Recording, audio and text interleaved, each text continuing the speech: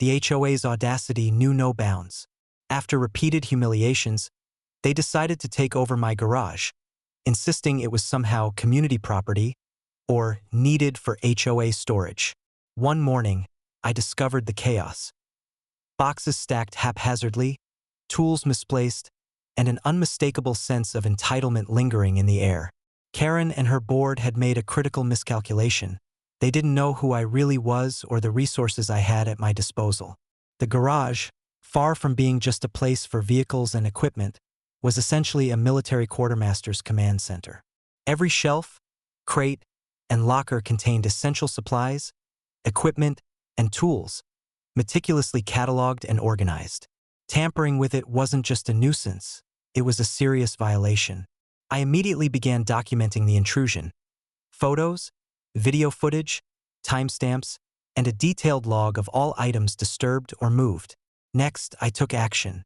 Using my knowledge of military logistics, I reorganized the garage so that any unauthorized entry would be immediately noticeable. Doors were reinforced, locks upgraded, and subtle but effective sensors were installed to detect future intrusions. The HOA had assumed they could waltz in without consequence. But now, any attempt to enter would trigger alarms, notifications, and documented evidence for legal action. Karen naturally escalated quickly. She called the HOA president, yelling that I was overreacting and that the garage was their right to use. I calmly reminded her, via certified notice, that the garage was on private property, fully owned and maintained by me, and that any interference would result in immediate fines and legal consequences. By the time she finished her tirade, her argument had collapsed entirely under the weight of evidence. But I didn't stop there. To ensure the lesson was clear, I strategically moved some of the larger items in the garage, creating a subtle obstacle course. Anyone trying to access it without permission would be slowed, frustrated, and completely aware that they were unwelcome. It wasn't just about legal leverage. It was about psychological deterrence. Every creak, shuffle, and alarm reinforced that trespassing on my property carried immediate consequences. The community, as always, watched closely.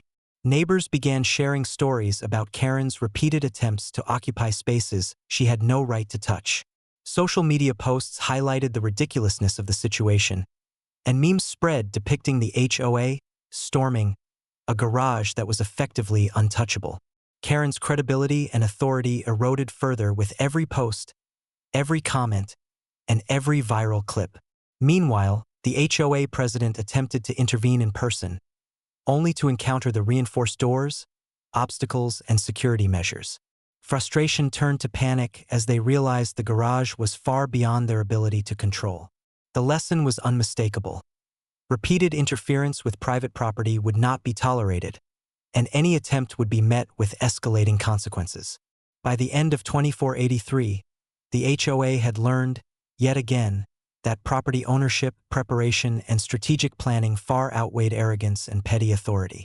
Karen's repeated attempts to control or intimidate me had backfired spectacularly, leaving the HOA humiliated and legally vulnerable.